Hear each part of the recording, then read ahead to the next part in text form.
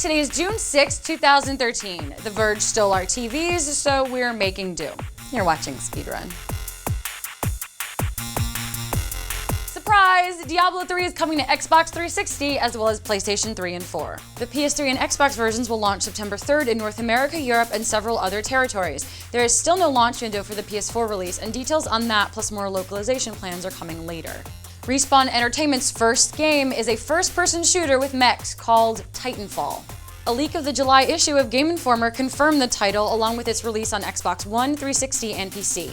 The game will be multiplayer focused and will use Microsoft's cloud services for dedicated servers, AI, and physics. Earlier this year, Respawn co-founder Vince Zampella said the studio would not show up to E3 empty-handed, so I bet we'll see more of Titanfall next week. Speaking of E3, Ninty's pre-E3 Nintendo Direct presentation will feature the first footage of the next Super Smash Bros. Game.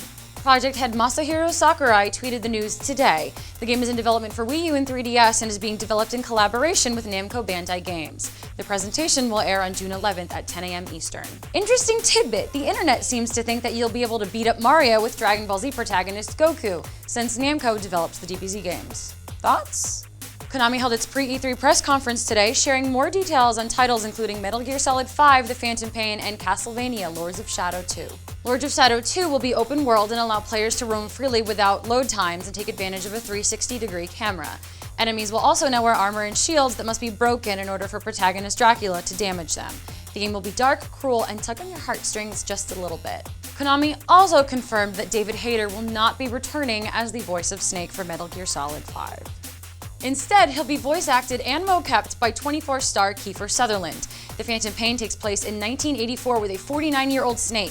Hideo Kojima says he feels Sutherland is the perfect fit in terms of age and performance. After the GDC wrap-up, the Polynauts community corrected me and said that he is not called Solid Snake as of Metal Gear Solid 5. I've been informed the correct way to refer to him is Naked Snake. That's right. Right? Disney Infinity announced a new playset based on the upcoming Lone Ranger film. The sets, like with all sets, will have their own unique designs and mechanics as well as an original Disney story.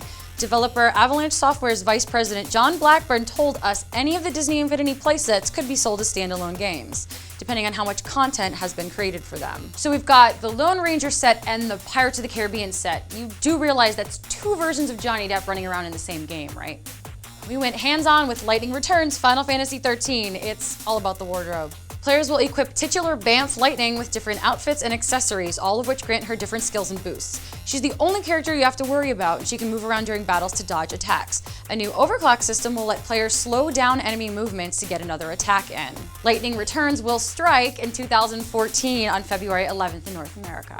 And that's what we've got today. Have a good night, Polynauts.